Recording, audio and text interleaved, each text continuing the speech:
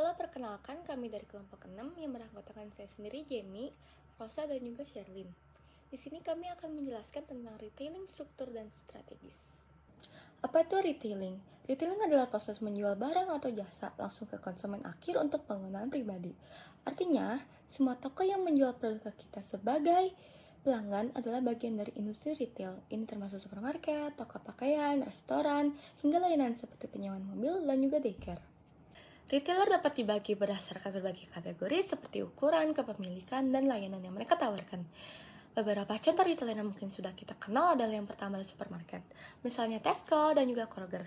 Biasanya menjual kebutuhan sehari-hari seperti makanan dan juga produk rumah tangga.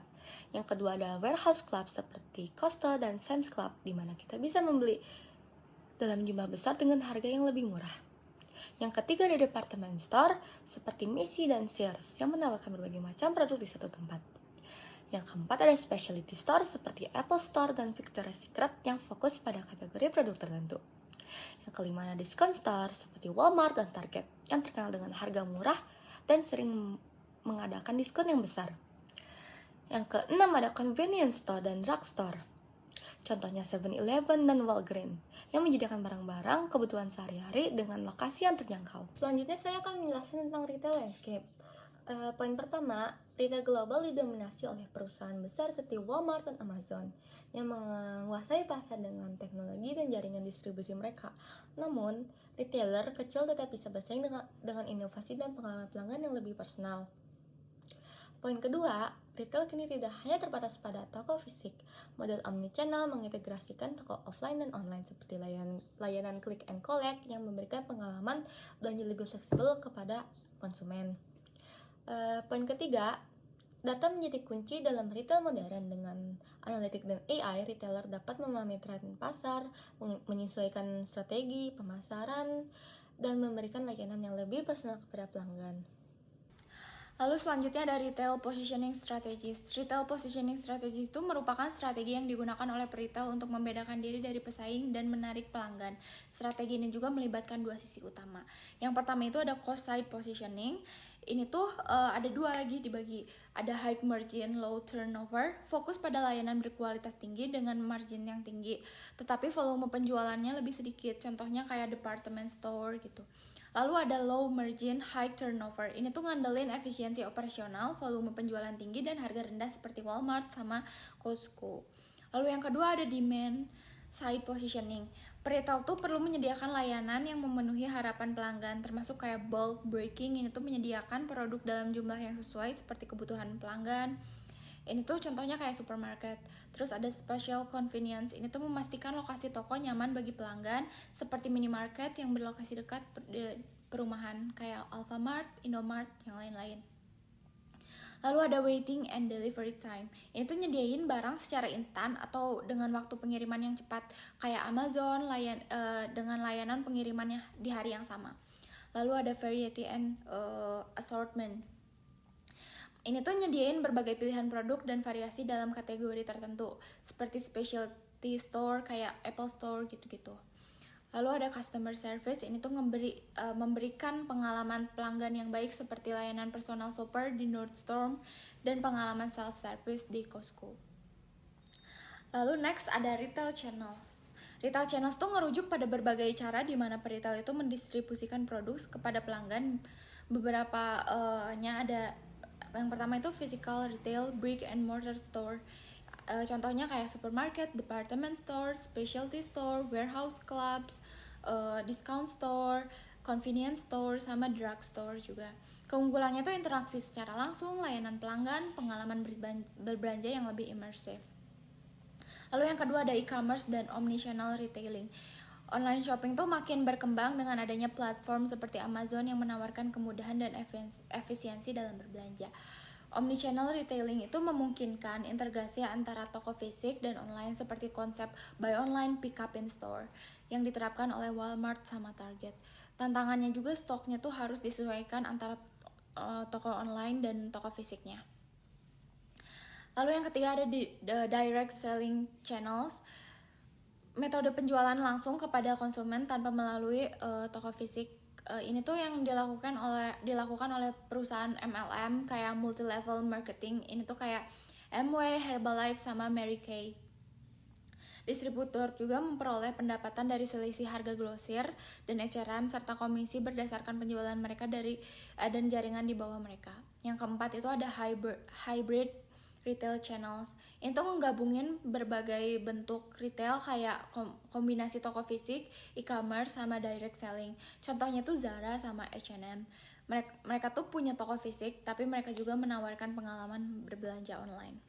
Ada banyak faktor yang menentukan keberhasilan sebuah bisnis. Salah satunya ini ada kekuatan retailer dalam rantai pasok. Retailer besar seperti Walmart, Amazon, dan Carrefour ini punya pengaruh besar dalam menentukan harga, biaya pemasaran, bahkan produk apa aja yang bisa masuk ke toko mereka.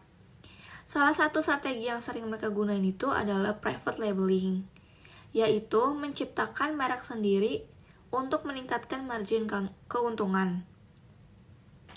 Contohnya ini, kita sering lihat produk dengan label Indomaret Brand atau Amazon Basic, yang harganya lebih murah dibanding brand atau merek terkenal, tapi tetap menguntungkan bagi retailer.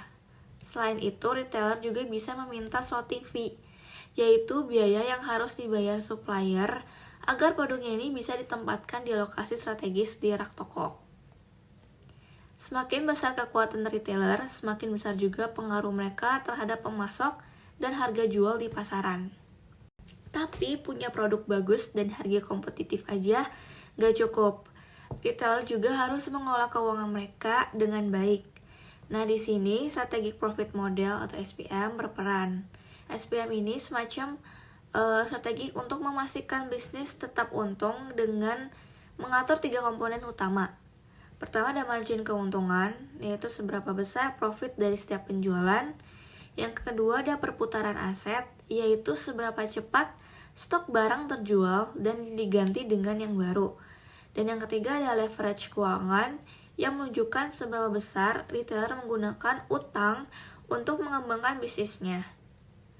Selain itu, ada juga beberapa indikator penting, seperti gross margin, return on inventory, yang mengukur efisiensi stok barang. Lalu ada gross margin per employee yang melihat seberapa efektif karyawan dalam menghasilkan keuntungan. Dan yang terakhir ada gross margin per square foot untuk mengevaluasi seberapa besar profit yang dihasilkan per meter persegi toko. Jadi, retailer yang pintar itu adalah mereka yang bisa menyeimbangkan ketiga faktor tadi supaya bisnisnya itu tetap berkembang tanpa harus menanggung resiko besar. Tapi tentu aja di dunia retail gak semuanya mulus, ada banyak tantangan yang harus dihadapi retailer biar mereka tuh bisa bertahan gitu di tengah persaingan yang ketat. Salah satunya adalah showrooming, di mana pelanggan datang ke toko tuh cuman buat lihat-lihat doang, lihat-lihat barang, tapi akhirnya beli online karena mereka ngerasa harga di online tuh jauh lebih murah. Nah, ini bisa jadi ancaman buat toko fisik karena mereka kehilangan penjualan. Selain itu, retailer juga harus bisa bersaing dengan e-commerce yang makin mendominasi pasar. Makanya sekarang tuh banyak retailer yang beralih ke omnichannel retailing, yaitu menggabungkan pengalaman belanja online dan offline supaya pelanggan tuh tetap nyaman. Tren lain yang berkembang itu adalah pemanfaatan big data dan AI yang bisa membantu retailer memahami kebiasaan belanja pelanggan dan memberikan rekomendasi yang lebih personal. Teknologi lain seperti chatbots dan ER juga mulai digunakan untuk meningkatkan pengalaman belanja. Misalnya kayak IKEA yang pakai ER supaya pelanggan bisa mencoba furnitur di rumah mereka sebelum beli. Selain itu, ada juga tren social shopping di mana pelanggan bisa langsung beli produk lewat Instagram atau TikTok Shop tanpa harus pindah ke marketplace lain. Dengan semua perubahan ini tuh retailer tuh kayak harus tetap beradaptasi dengan teknologi dan tren baru supaya mereka tuh tetap relevan dan gak ketinggalan zaman.